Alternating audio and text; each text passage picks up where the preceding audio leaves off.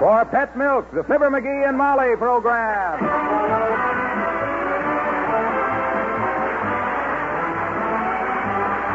The first evaporated milk, Pet Milk, presents the Fibber, McGee, and Molly program. This week without Fibber, McGee, and Molly.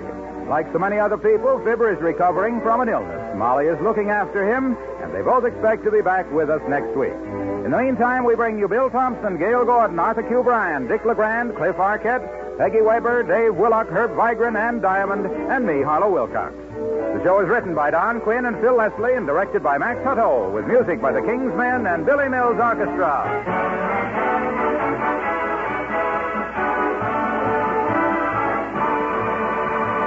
Day after tomorrow, in the home of Mr. and Mrs. Harry Zarif of New York City, 4 excited youngsters will blow out the candles on their 7th birthday cake. Yes, the famous Zarif quads, so tiny and delicate at birth, will be celebrating their 7th birthday. And what sturdy children they are, thanks in large measure to the pet milk they had during infancy and still have. You see, safe, easy-to-digest pet milk has the nourishing milk substances plus the vitamin D that doctors agree babies and children need for sturdy growth, for strong, straight bones, and for sound teeth. Now, if your baby needs to have milk from a bottle, ask your doctor about pet milk. And remember, pet milk isn't just a baby food. It's an all-family food, an all-purpose milk. Get pet milk at your grocer's tomorrow.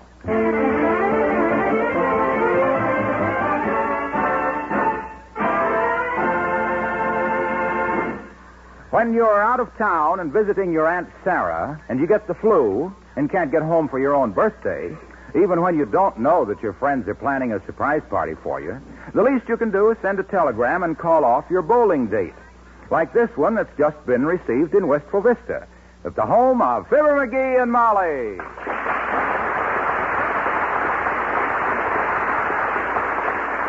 The telegram was addressed to Mr. Wallace Wimple. Yes, ma'am. Have you any identification? Well, I have a small bullet hole in my left shoulder where a horse bit me. A bullet hole where a horse bit you? Yes, it was a colt. My brother was playing with it, and I didn't realize he was loaded. He was terribly sorry when he sobered up. This is all very interesting, but what about some identification? Well, he's a tall, thin man. No, not your brother, you. Oh, well, I'm a small, rather delicate man with a gray hat. Please. How do I know you're Wallace Wimple? Can you prove it? Certainly. There's the telegram. Right here. Well, there's my name right on it. Wallace Wimple, see? Yes, how silly of me. Here you are. Thank you. Let's see. McGee sick at Aunt Sarah's with influenza. Says sorry can't get home to bowl with you and Dr. Gamble tonight.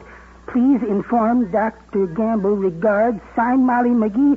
Oh, for goodness sakes, the surprise party. I better run and tell Dr. Gamble right away.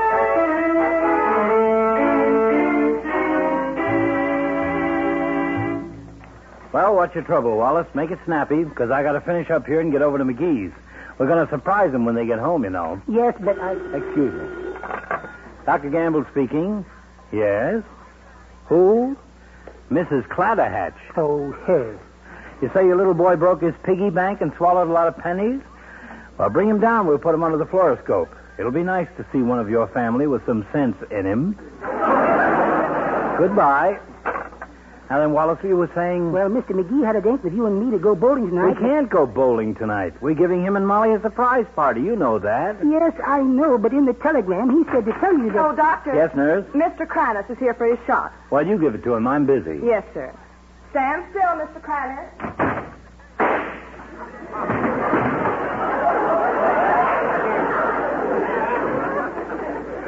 Now, look, Wallace, the McGees will be in on the 8 o'clock train.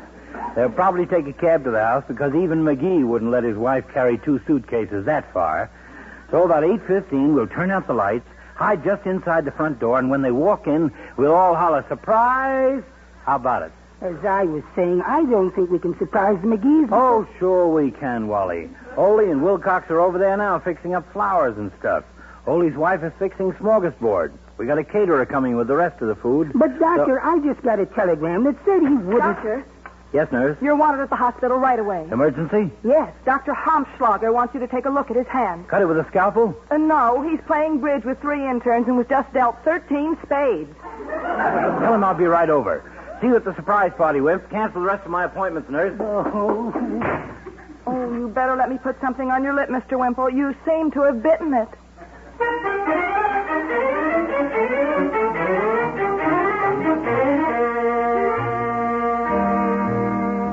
Oh, glad to see you, Wallace. Sit down. Sit down.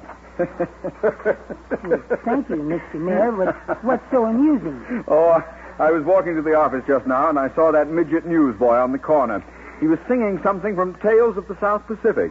Bali High? No, he just comes up to my knees. Oh, you mean the song? No, it was some enchanted evening. But what can I do for you, Wallace? Well, about this surprise party for the McGees, I just got word that... Excuse me, Your Honor. Yes, Herr Polsheimer? Don't forget, you're to open the new fish hatchery this afternoon, sir. 3 o'clock. I'll be there, Herr Polsheimer. Do I cut a ribbon? No, sir. You throw out the first worm. As I was saying, Mr. Mayor, Mr. and Mrs. McGee Oh, I'm sorry, Wallace. Mayor's office? Yes, this is my honor speaking. What was that? What was my income last year? Who wants to know? Oh, yes, Senator Kefauver. Well, after the RFC refused me a personal loan of $35... Billy Mills and the orchestra and Abba Dabba Honeymoon.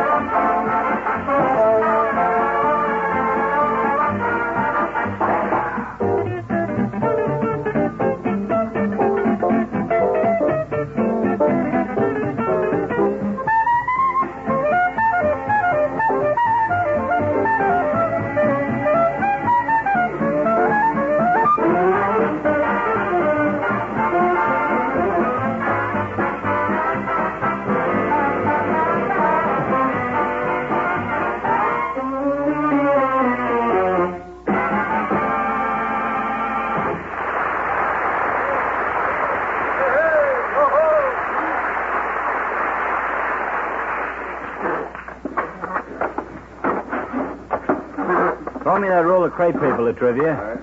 Attaboy. Where does McGee keep his tack hammer? Do you know, Ole? Here's the tack hammer, Doctor. Too bad McGee isn't here now to help. He's the biggest crepe hanger I ever saw. Hey, Doc, where'll I put this happy birthday to our little pal Fibber sign? In the ash can. Put it on the mantle, Harlow, so he'll see it the minute he comes in the door. And, hey, wait a minute. That sign painter spelled it wrong. Where, Doc? The word birthday. He spelled it B-E-R-T-H. Oh, that's all right. He's coming home in an upper. He says he can't sleep down close to the wheels. He lets Molly sleep Mr. down Mayor, the I've been floor. trying to tell you... Wimple, you're just the man I'm looking for. Grab one end of this crepe paper and hop up on the mantle there. Oh, no, you don't. You don't get me way up on that high mantle. I get too dizzy. You suffer from acrophobia, Wallace? I'll say I do. I just hate acrobats. I was saying to Sweetie Face just... Sweetie face? My big old wife. Yeah. Sweetie face, I said, whatever became of that acrobat you were going with before you married me? And she said, you mean the one they used to shoot out of a cannon at the circus? And I said, yes. And she said the cannon backfired one day and shot him in 10 feet into the ground. And I said, oh, dear, what did they do then? And she said, they just reloaded the cannon and shot some flowers in after him. But what I was trying to tell you, fellas, I got a telegram. Hello, McGee here? No, he's... Well, I'm from the Wistful Vista Friendly Terms Finance Company. Weekly payment on the piano's due today. Well, I'll take care of it, fool that I was. How much, mister? 37 cents. 37 cents on the piano? Yeah, he bought it in 1929, wanted to keep the payment small. It's almost paid for now. Another 7 years will do it. Thanks, brother. Who is that, Ole? Oh, it's a fellow collecting for payment on piano. You know, me and my missus, we don't buy stuff on the installment plans anymore. We wait till we got the money to pay cash. That's a kind of a stupid system, too. You know, every time you got cash saved up to buy something you've been wanting, nobody drives a horse anymore. Then when I save up to buy a player piano, radios is the new stuff. Hey, Doc, I was just out in the kitchen, and Ole's wife is making some terrific smorgasbord. Wait till you taste it. That smorgasbord, Harlow, is a special request from old Doc Gamble. Oh? Hope she doesn't put too much board in the smorgas, though. Hey, somebody give the catering company a ring, will you? Yes, I'll call them. They should have been here by now. Hello, operator. Give me the Wistful Vista Catering. Who? Mert? Mert who? No, this is not Mr. McGee. Oh, this is... that's not the way you do it, Mr. Mayor. Give me the phone. Hello, Mert. How's every little thing, Mert? Upstairs, eh? What say, Mert? Your brother going to shoot the mayor, eh? What? What's that? Who's going to shoot me? Mert's brother says he's going to shoot you a game of billiards at the Elks tomorrow. What say, Mert? No, just lay there. Okay, goodbye. What did the caterer say, Wimple? Oh, good gracious, I forgot to ask for him. Anyway, it's all just silly because I'm trying to tell you I've got a wire here. What do you got, Wimple? A wire? Bring it out here in the dining room. Well, thank goodness somebody's interested. Don't you worry, Ole is interested, Wimple. Let's have it. I need a wire to hang this paper bell from the chandelier. Hey, what's this? I told you... You told me you got a wire. Now you hand me a piece of yellow paper. How can I hang bells from a chandelier with pieces of paper? But, Ole, this is important. Wait a minute, Ole. I think your wife wants you. She's motioning from the kitchen. Huh? Oh. Well, don't stood there waving their arms, Helga. If you want something, come on out here. Yeah, Ole. I just want to make small suggestions.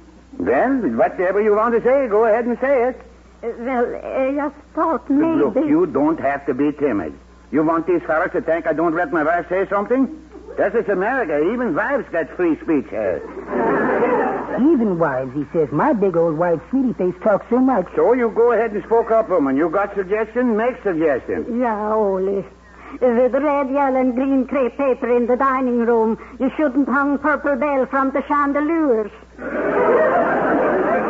It clashes with the pink tablecloth. That? Now, look, don't make disrespect for the papa in front of strangers, woman. Yeah, Ole, but you told me. We talk about this later when we get home. Yeah, Ole. How's the family, Mrs. Swenson? Haven't seen the kids for a while, and I thought... Yes, you've got a fine family, Mrs. Swenson. Swell-looking bunch of kids. Yes, sir. What did you raise your babies on? What do you suppose Wilcox hopes she raised them on, Doctor? Branded sauerkraut? Loaded question if I ever heard one. All the children on canned milk, Mr. Wilcox. We got fine kids, all right. Big and strong like their papa. Now, this canned milk that your babies grew so strong and healthy on, Mrs. Swenson, do you know the name of it? If she answers that any way but one, Latrivia, Wilcox will be back in Chautauqua next week. Well, one generation was spared that anyway. Think of it in a minute, Mr. Wilcox. We use it for years. Then me and Ole have our first date. I fixed coffee, and we had this milk from a can with a picture of a little cow on the side. Pet? Oh, we hold hands a little, but my mama wants to so No, Mrs. Look, he means the milk. Pet milk. Oh, that's the kind. Take your evaporated milk. But it's not evaporated when I open the can. It's always in there. That's right, Mrs. Swenson, because evaporation takes out only water and nothing else. All the good, rich milk substances are left in it, you see. Oh, it's got real good substances in it, sure. Yes, sir, all the good richness of sweet, whole country milk. Everything a baby needs to grow strong bones and good, sound teeth. When you raise your baby on pet evaporated milk, you'll give that baby a long step forward on the road to health. Well, I think health is a good thing, Mr. Wilcox. You know, our little Christina come home yesterday with roses in her cheeks. But Mama make her spit them out. Who eats flowers? Nobody. Well, anyway, when you give a baby that good, safe, easy-to-digest pet milk with the added vitamin D the pet contains, you're helping that child get a great start toward... Hey, Harlow. A strong, sturdy body. And yes, Doc? A muzzle on that, if you don't mind. If we're going to surprise McGee with this birthday party, we can't waste time. Oh, my, I better get back to my smorgasbord. I wanted to cook the whole dinner, but all it says paper stuff. Well, we can talk in the kitchen while you work, Mrs. Swenson.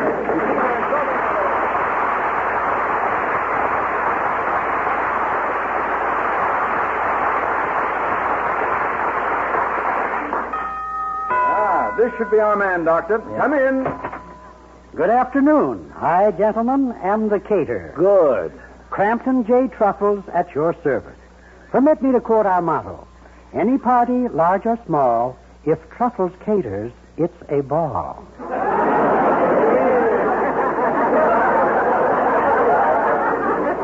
Cute? Nauseating. Excuse me, Truffles. I'm Dr. Gamble. This is Mayor Latrivia, and this is Mr. Swenson. Gentlemen, Mr. Truffles. How do you How do you do? First thing we better discuss is the menu, Truffles. What did you have in mind for tonight? A quiet evening with a little blonde Oh, you mean about the food? Yes. Well, wait till you hear what I'm going to give you for dessert, Doctor. I'm going to bake you one of my famous convention pies. Convention pie? I never heard of it. What's it filled with? Chorus girls. What? Picture this scene. As we dim the lights, you slice into the pie, and 16 beautiful girls rise out of it wearing bathing suits and riding unicycles. 300 white doves fly out. A 32-piece band concealed under the table plays Pony Boy, while the girls dance the Charleston on table, and believe me, all heck breaks loose. I'm afraid that's a little more elaborate than we had in mind. Yes, Mrs. McGee wouldn't like them dancing on her table, Truffles. Well, I can give you a very good price today, sir. I baked one of those pies for an Elks Club banquet last week, and they canceled at the last minute. Now, the girls are getting pretty cramped in there, and if I don't sell it soon... Huh? Look, Truffles, haven't you got any pies with just plain filling in them, like maybe lemon custard? No. We tried lemon custard, but the girls objected. And you can't blame them, sir. If you ever sat in a dark pie, hour after hour, up to your ears in lemon custard... Please, this is ridiculous. Let's skip the girls. Forget the girls, will you? Forget them? Me? Forget my dear old mother? What? Forget my grandmother? Sitting in that cramped Elks Club pie since Thursday with great Aunt Gladys and all my cousins? Sir, you are a cad. Get someone else to cater this party and show me to the door. Better still show the door to me. Never mind, I see it. Oh, no, not that door. That's the hall closet.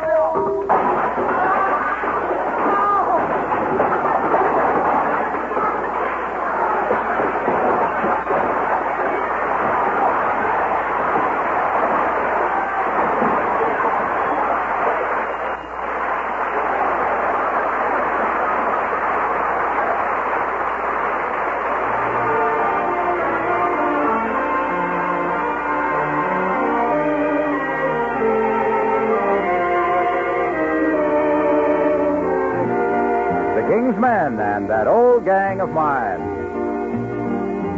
Gee, what I'd give the world to see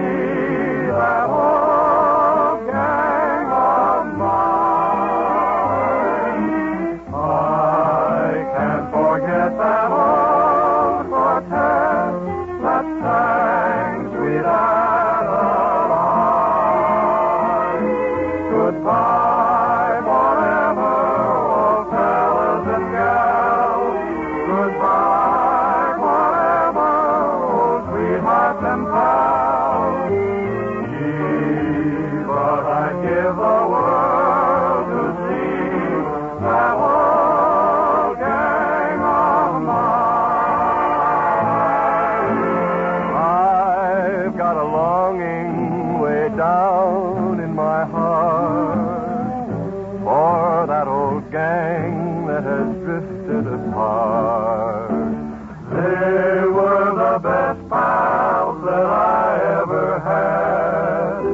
I never thought that I'd want them so bad. Goodbye forever, oh fellas and gals. Goodbye forever, oh sweethearts and pals. God bless them, gee, but I'd give the world to see that old gang of mine. That gang of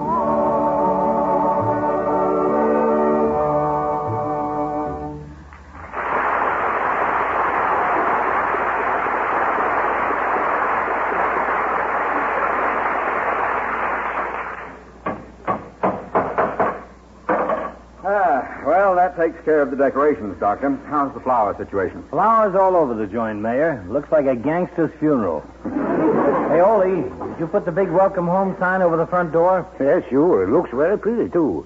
I hope McGee appreciates it, but he won't.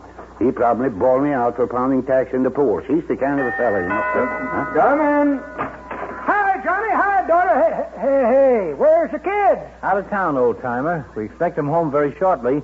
We're giving them the surprise party. Sure, stick around, old-timer. You can curl up on a cracker and pretend you're an anchovy. Oh, I just love surprise parties, fellas.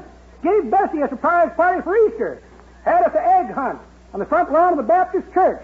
Wound up by Bessie falling out of a tree and busting her leg. Too greedy looking in birds' nests. I remember one time... So do I, Doc. Speaking of surprise parties, I mind one time out west. Bunch of us was hunting buffalo. Well, anybody would told you there was buffalo was just west of New York. I mean animals, son. Well, sir, I was just topping a draw when I seen I was surrounded by Apaches. I was so mad at myself for getting caught that way, I got hot under the collar, which was celluloid, and caught on fire. Smoke started pouring out of my neck, so I twisted my neck back and forth and sent up smoke signals, which was seen at Fort Laramie, 9 miles away. They sent a troop of cavalry on a young fellow by the name of William F. Cody.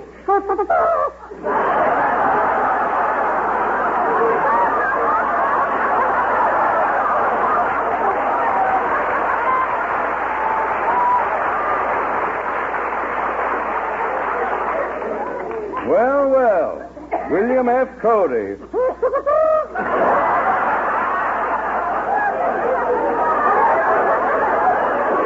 Yep, same fella. Chased them redskins away. Hated my wife. And I says, son, how can I ever repay you? And he says, in buffalo hides, partner. And that's how he got to be called Buffalo Bill. Because I paid his bill in Buffalo, and that's why I hate surprise parties. So tell Johnny I was here so long.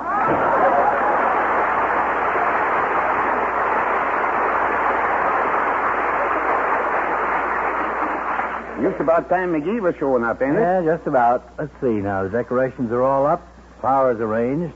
Mrs. Ole is getting the food ready. Wilcox is fixing the hors d'oeuvres. Wimple is... Hey, where's Wimple? Here I am. Well, what are you sulking in the corner for, Wallace? Because for 4 hours I've been trying to tell somebody that I got a... Hey, what time is it? My watch has stopped. It's 5 after 8. Oh, they'll be here in 10 minutes, and I must say this ought to be quite a surprise. Yes, it should. There's only one thing can spoil this party now. Yes, and he'll be coming in the door any minute with his wife. Oh, no, he won't.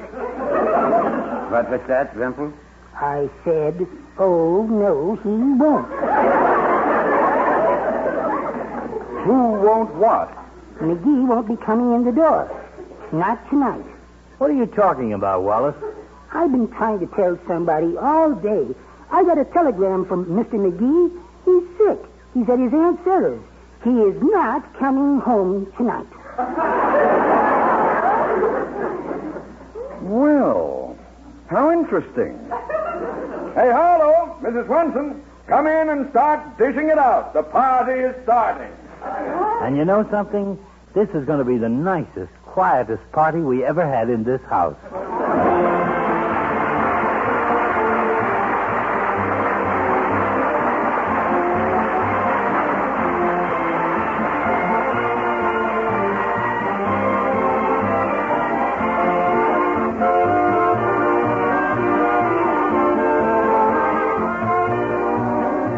We'll hear from Wistful Vista again in just a moment. You know, many good cooks say they don't know how they'd get along without Pet's evaporated milk. There are so many everyday foods that you can make extra tasty with this double-rich whole milk. Gravy, for instance, and white sauce for creaming meats and vegetables. And for making those mashed potatoes extra light and fluffy, Pet's milk just can't be beat. When it comes to desserts, if you want to taste something marvelous, just make chocolate sauce the Pet Milk way. Then serve it on plain angel cake or ice cream or pudding. Oh, boy, it makes me hungry just to talk about it. And the reason Pet Milk makes all these family favorites double good is that Pet Milk is whole milk that's literally double rich, concentrated to double richness by evaporation. How about getting a supply of Pet Milk at your store tomorrow?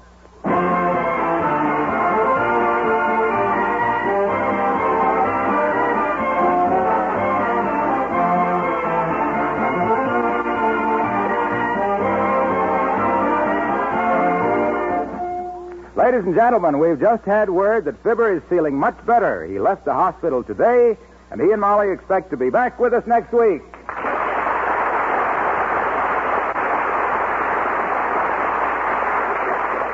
Yes, we hope to get that thermometer out of his mouth for at least a half hour next Tuesday night.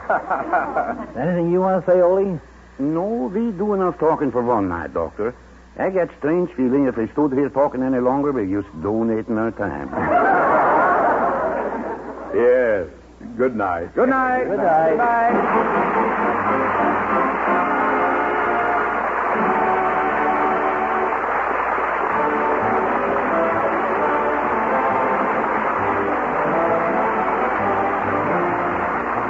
The first evaporated milk, Pet Milk, brings you Fibber, McGee, and Molly each week at this time. Be with us again next Tuesday night, won't you?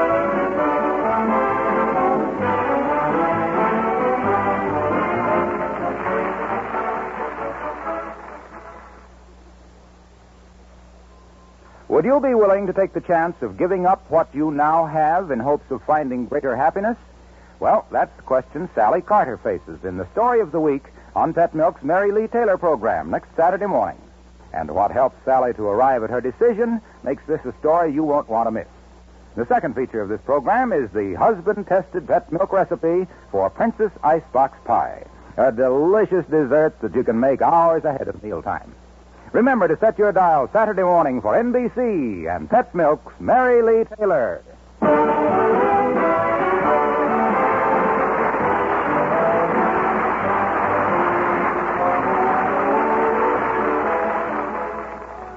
Hear an exciting story of Big Town on NBC.